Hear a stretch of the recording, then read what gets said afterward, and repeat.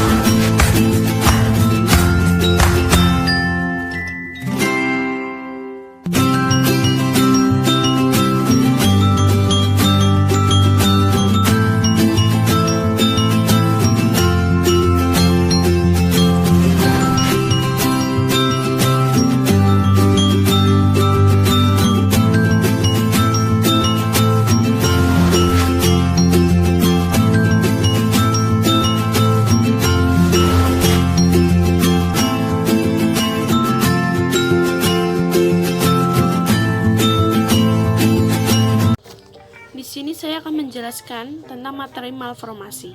Apa itu malformasi?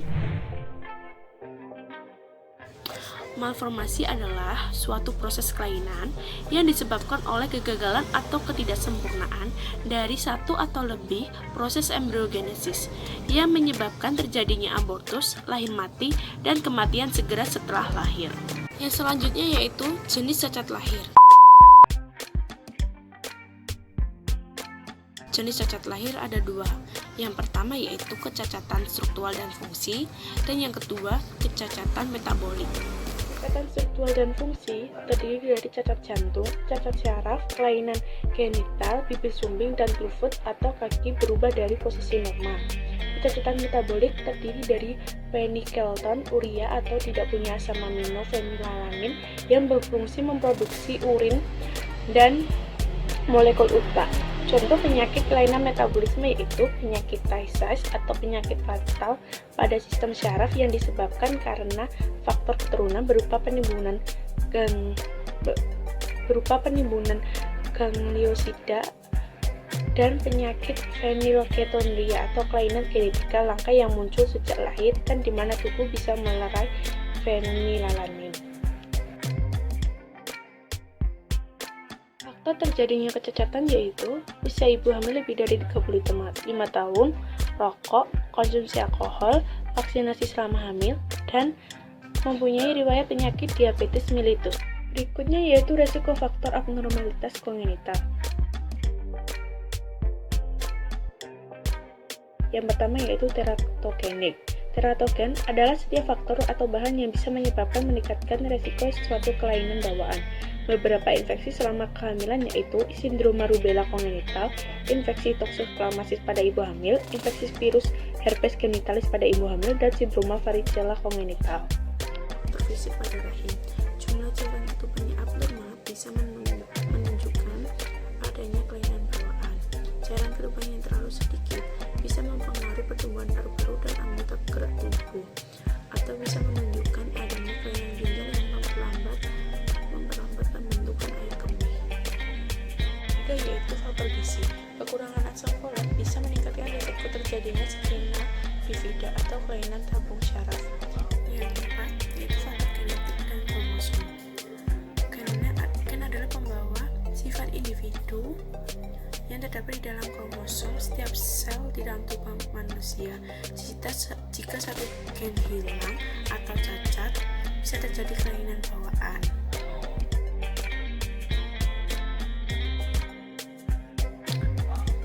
Pola pewarisan kelainan genetik. Yang pertama itu autosom dominan. Jika suatu kelainan atau penyakit timbul meskipun hanya terdapat satu gen yang cacat dari salah satu orang tuanya. Contohnya seperti akondroplasia atau gangguan tulang yang menyebabkan kerdil. Yang kedua yaitu autosom resesif.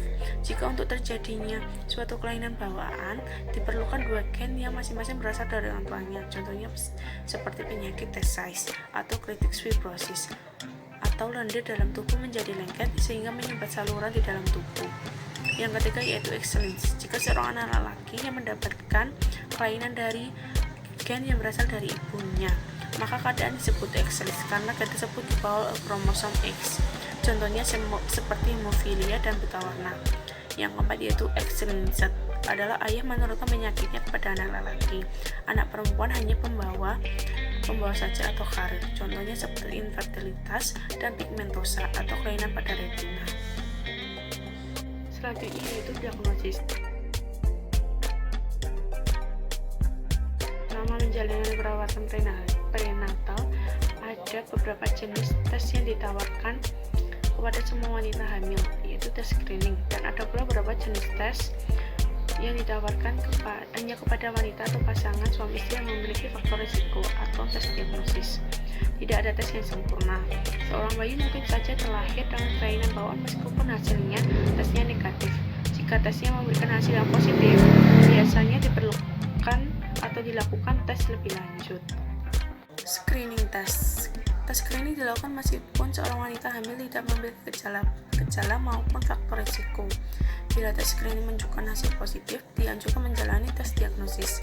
Screening prenatal bisa membantu menentukan adanya infeksi atau keadaan lain pada ibu yang berbahaya bagi janin dan membantu menentukan adanya kelainan bawaan tertentu pada janin. Tes screening terdiri dari pemeriksaan darah dan pemeriksaan USG.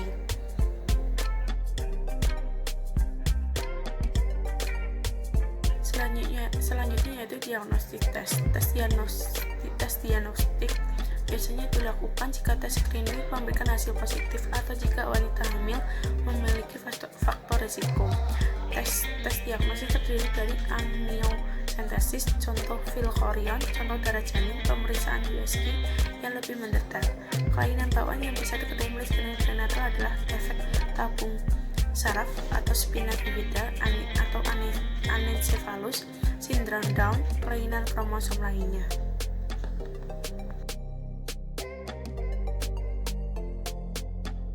Penatalasaan cacat lahir ada dua, yaitu yang pertama bedah dan yang kedua yaitu non bedah. Yang bedah itu ada pasca natal, yaitu penyakit pasca natal yaitu sumbi, hernia, diafragmatika, dan yang pranatal yaitu sumpah telur kemih, cacat tabung saraf atau spina bifida, hernia, diafragmatika bawaan atau kongenital, masih memerlukan riset dan pengalaman lebih lanjut. Yang kedua yaitu non bedah, itu ada imunoglobulin rogam, penyakit usus pada newborn, obat-obat jantung, ibu yang mengandung janin dengan cacat jantung, suplemen vitamin, ibu yang mengandung janin dengan defisiensi enzim.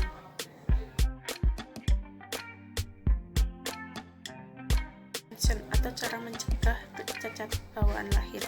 Yang pertama yaitu tidak merokok dan menghindari asap rokok, menghindari alkohol, menghindari obat terlarang, memakan makanan yang bergizi dan mengonsumsi vitamin prenatal, melakukan olahraga dan istirahat yang cukup, melakukan pemeriksaan prenatal secara rutin, mengkonsumsi suplemen asam folat, menjalani vaksinasi sebagai pelindungan terhadap infeksi, dan menghindari zat yang berbahaya.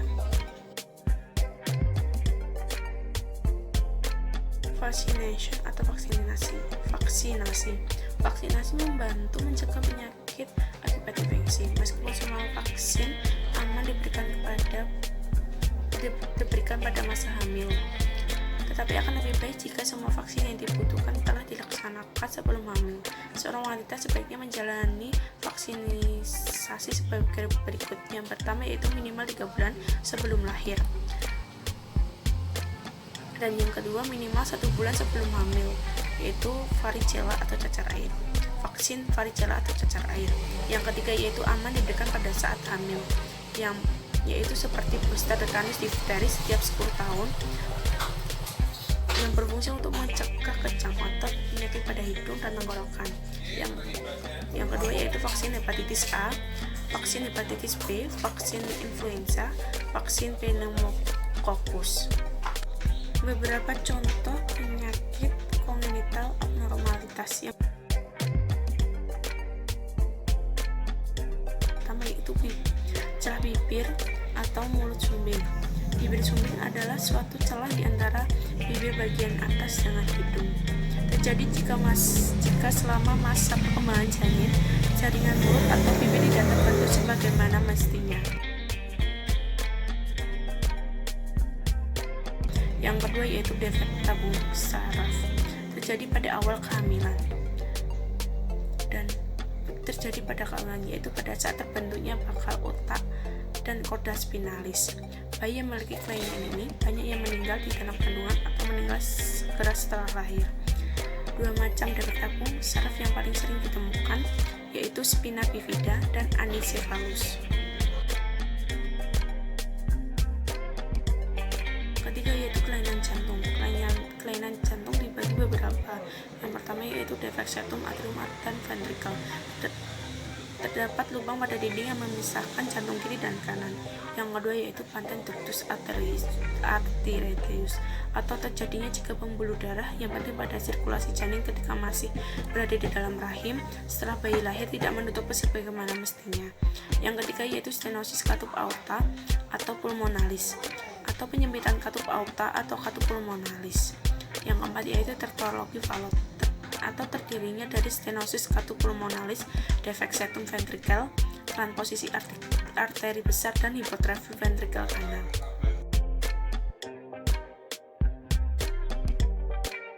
Yang keempat yaitu cerebral palsy. Cerebral palsy adalah gangguan di dalam pergerakan, keseimbangan dan postur tubuh karena cedera otak dan kurangnya O2 pada saat kelahiran. Biasanya baru diketahui beberapa minggu atau beberapa bulan setelah bayi lahir, tergantung kepada beratnya kelainan.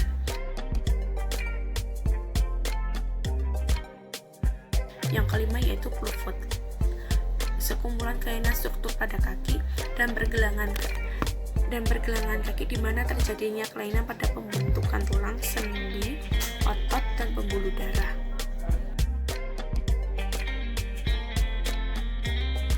Yang keenam yaitu sindroma Down, merupakan sekumpulan kelainan yang terjadi pada anak-anak yang dilahirkan dengan kelebihan kromosom nomor 21 pada sel-selnya. Mereka mengalami keterbelakangan mental dan memiliki wajah dan gambaran fisik lainnya yang khas. Kelainan ini sering disertai dengan kelainan jantung.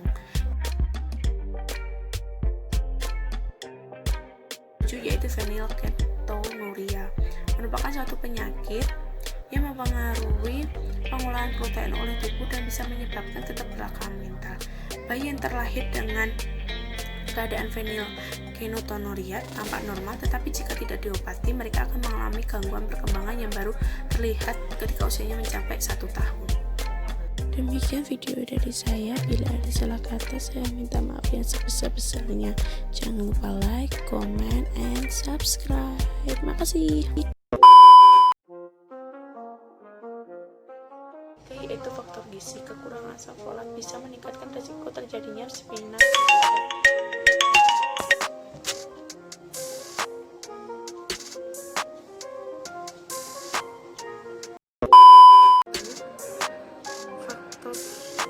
Fisik pada rahim, jumlah cairan ketuban yang abnormal bisa menyebabkan atau menunjukkan adanya kelainan bawaan. Cairan yang terlalu sedikit bisa mempengaruhi pertumbuhan paru-paru dan anggota gerak tubuh, atau bisa menunjukkan adanya kelainan ginjal yang memperlambat pembentukan air kemih. Catch 'em all.